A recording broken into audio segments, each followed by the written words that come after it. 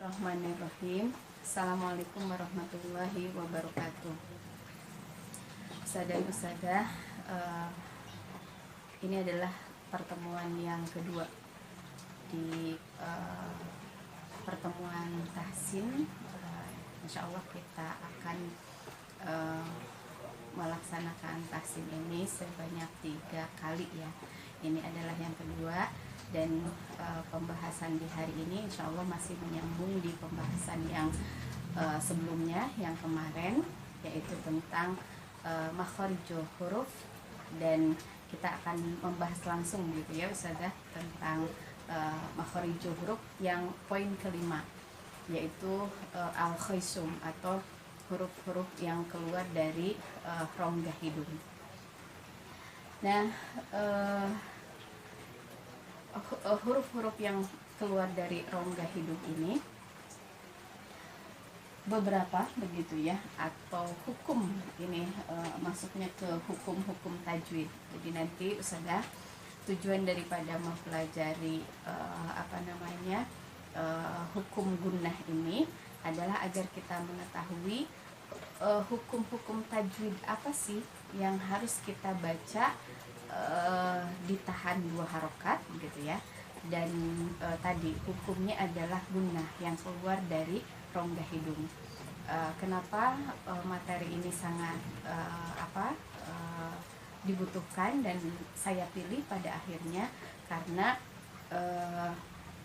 di antara kita masih ada beberapa orang yang ini juga hasil pengecekan begitu dari tilawah yang Ustazah kirimkan begitu ya, lewat voice note.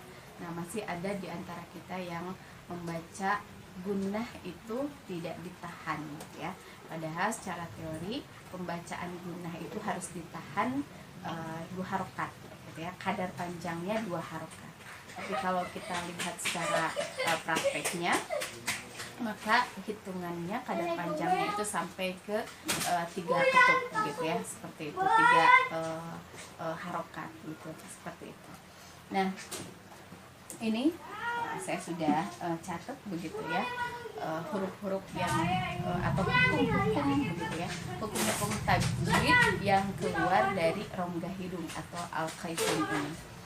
Nah, sebetulnya ada beberapa begitu ya, huruf-huruf atau hukum tajwid yang keluar dari al-khaisum atau rongga hidung. Tetapi saya akan menyebutkan beberapa saja begitu yang beririsan dengan hukum-hukum tajwid yang harus dibaca ditahan 2 harokat gitu ya, seperti itu. Nah, kalau ini seluruhnya adalah tingkatan gaung guna ketika keluar dari rongga hidung gitu ya, sampai ada 1, 2, 3, 4, 5. Tetapi saya akan membahas 3 poin saja gitu, karena ini beririsan dengan hukum tajwid yang harus ditahan gitu ketika dibaca gitu ya, harus ditahan 2 harokat gitu, yang tadi kalau secara teorinya sampai 3 ketukan. Nah, apa saja sih hukum tajwid yang harus ditahan pembacaannya? Yang pertama adalah mim dan nun bertasydid ya.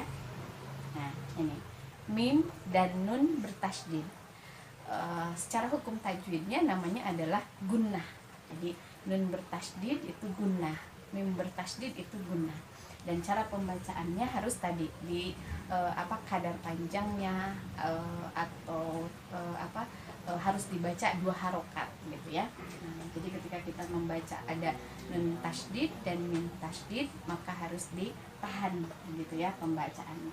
Contohnya inna ya. Jadi ketika kita membaca inna, maka tahan begitu ya, tadi secara teori 2 harokat, tapi secara prakteknya sampai ke 3 ketukan gitu ya. Inna ma'al usri yusra, contoh gitu ya, itu untuk nun bertasydid. Kemudian mim bertasydid, amma yatasaalun gitu ya. Jadi amma, jadi tidak amma alun, hanya tasydid saja begitu, tanpa disertai guna, tidak begitu, tetapi harus ditahan sampai tadi 3 harokat ketika kita hitung ya. Jadi amma alun gitu ya. Contoh misalkan dalam surat An-Nas tuh ya, ada nun bertasydid. A'udzu billahi minasyaitonir rajim. Bismillahirrahmanirrahim. Qul a'udzu birabbin nas, malikin nas gitu ya. Nah itu. Jadi harus ditahan. Nah, sekali lagi ya, saya mengingatkan hukum-hukum yang saya akan sebutkan adalah hukum-hukum tajwid yang harus pengucapannya harus ditahan dulu gitu ya. Jangan hanya sekedar tadi ada tasydid atau misalkan ikhfa begitu ya, dibaca didengungkan saja, disamarkan saja tanpa ada penekanan gitu ya, tanpa ditahan. Nah, jadi yang pertama sekali lagi nun dan mim bertasydid. Kemudian yang kedua, hukum apa yang harus dibaca tadi ditahan 2 harokat. Yang kedua adalah idgham. Ya, idgham. Dan idgham yang harus dibaca tadi digunahkan keluar dari al-khayshum dan harus ditahan 2 harokat adalah yang pertama idgham bi gunnah. Ya. Yang pertama idgham bi gunnah. Dan yang kedua adalah idgham sogir ya. Kalau dulu kita mengenal dengan idgham syafawi, tapi ternyata namanya kita sedang belajar lagi tentang tajwid ini. Para divisi Quran sedang belajar lagi tentang tajwid ini, dan kemudian kita dikenalkan dengan yang namanya tadi idgham sogir, yang biasa kita sebut dengan idgham syafawi, atau ada yang menyebutnya idgham mimi begitu ya. Nah, idgham bigunnah, yang bagaimana idgham bigunnah itu? Nah, tentu saja kita sangat mengenal begitu ya dengan idgham bigunnah ini, karena ya sebetulnya kita belajar tajwid ini sudah sekian lama, sejak kecil kita belajar gitu ya. Nah, idgham bigunnah itu adalah apabila nun mati atau tanwin gitu ya bertemu dengan huruf yang 4. Apa saja? Ya, mim, nun, waw gitu ya. Nah, ini kita yang maksudnya idgham bigunnah. Ketika nun mati atau tanwin bertemu dengan huruf yang 4, ya, mim, nun, waw, maka namanya juga bigunnah, maka gunnahkanlah begitu ya. Jadi idgham bigunnah harus disertai dengan gunnah. Contoh misalkan idgham bigunnah itu adalah kita itu ya, hafal betul, man yaqulu gitu ya contohnya. Nah, maka ketika membaca man yaqulu itu bukan hanya sekedar tadi namanya idgham itu memasukkan bunyi nun mati ke huruf di depannya, tetapi harus disertai dengan gunnah. Jadi may yaqulu gitu ya. Dan ini harus keluar dari al-khayshum, keluar dari rongga hidung. Ciri dari bacaan itu keluar dari rongga hidung adalah ketika kita tutup hidung kita, maka huruf itu tidak keluar ya, kayak tadi. Ketika kita menutup hidung kemudian masih keluar suaranya, artinya itu tidak keluar dari al-khayshum atau rongga hidung. Contoh misalkan mayaqulu, nah itu belum sempurna, tetapi harus dikerongga hidungkan. Ya, harus begitu gitu ya. Nah, jadi untuk idgham bigunnah ini sekali lagi harus ditahan. Jadi mayaqulu gitu ya. Kadar panjangnya adalah segitu. Contoh lain misalkan miwaroihim gitu ya. Contoh lainnya. Jadi idgham bigunnah sekali lagi harus selain diidghamkan, dimasukkan, juga harus keluar dari al-khayshum dan harus ditahan gitu ya, sebanyak tadi 2 harokat kadar panjangnya. Nah itu idgham biguna. Kemudian yang selanjutnya adalah idgham shaghir atau dulu kita sering menyebutnya dengan idgham mimi atau idgham syafawi begitu ya. Nah yang bagaimana idgham shaghir ini, yaitu ketika mim mati bertemu dengan mim hidup begitu ya. Nah ini juga sama tadi, pengucapannya harus disertai dengan harus keluar dari rongga hidung dan harus ditahan gitu ya. Tadi kadar panjangnya adalah 2 harokat gitu ya. Idgham shaghir. Contoh di sini misalkan. Contoh katanya fi qulubihim maradun ya. Jadi cara bacanya adalah ditahan. Fi qulubihim marad gitu ya, atau alaihim muqsadah. Jadi kita baca alaihim muqsadah gitu ya. Atau in kuntum mu'minin. Jadi in kuntum mu'minin gitu ya. Jadi ditahan ketika mim mati bertemu dengan mim ya. Jadi yang pertama nun dan mim bertasydid, kemudian yang kedua adalah idgham.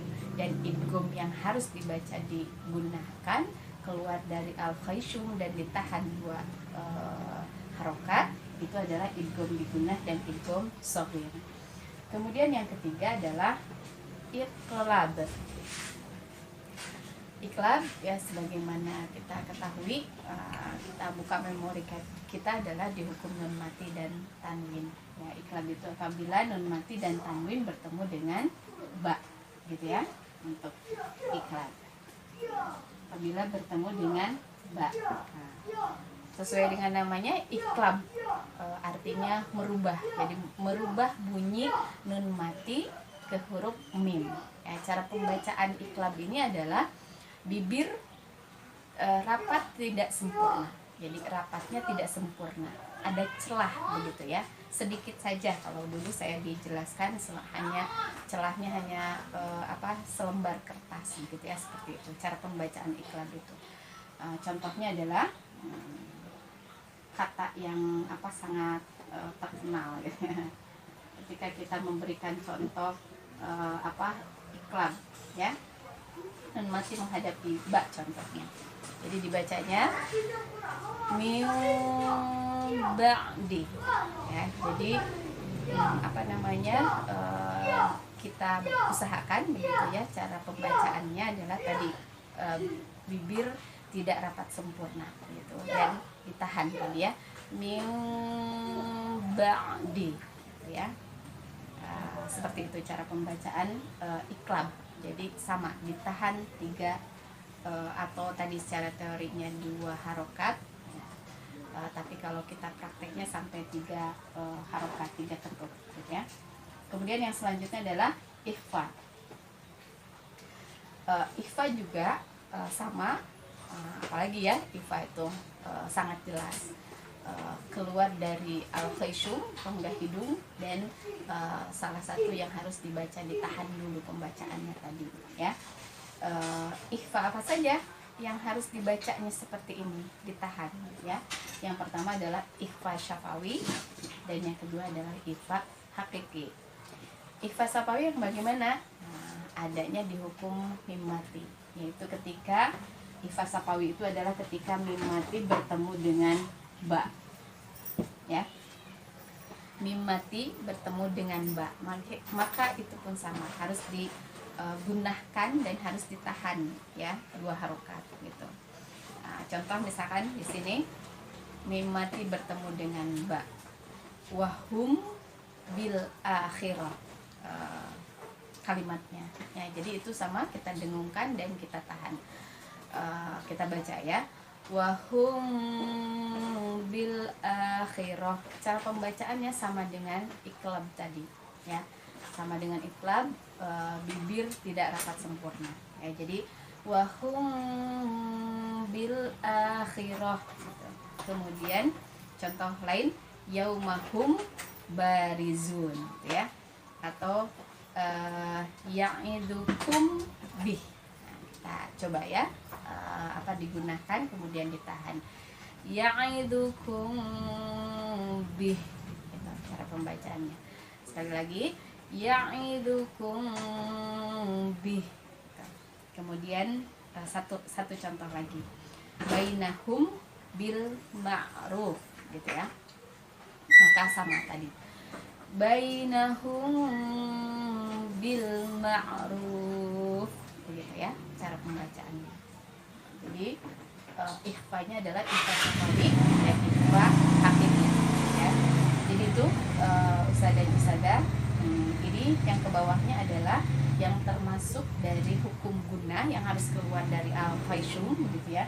Ada nun dan mim sukun dan nun dan mim berharokat ya. Tapi anak ingin menekankan yang ini begitu ya, karena tadi selain daripada dia harus keluar dari al-faishum, sekaligus materi ini anak sampaikan untuk menginformasikan tentang mana saja sih hukum tajwid, mana saja sih yang harus dibaca, apa digunakan dan ditahan dua harokat itu. Karena tadi ya melihat kita tuh belum konsisten pembacaan gunahnya.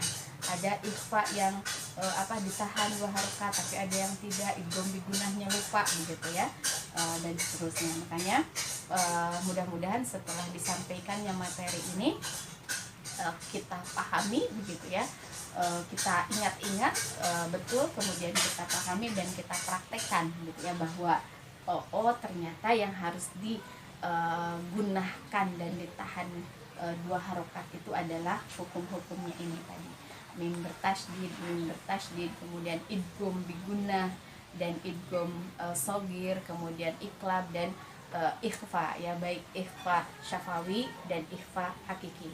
Mudah-mudahan setelah mempelajari ini begitu ya, setelah kita menyimak begitu tentang hukum-hukum tajwid yang harus dibaca, digunakan dan ditahan pengucapannya, sehingga nanti kita bisa konsisten, bisa membaca hukum-hukum ini dengan pas begitu ya, tidak kemudian yang ini dibaca digunakan, yang ini tidak begitu ya, seperti itu ya. Itu saja mungkin pertemuan kedua pembahasan tentang huruf-huruf yang keluar dari al-faishum dan juga harus dibaca gunah dan ditahan dua harokat. Wallahu a'lam bishawab. Alafu minkum. Wassalamualaikum warahmatullahi wabarakatuh.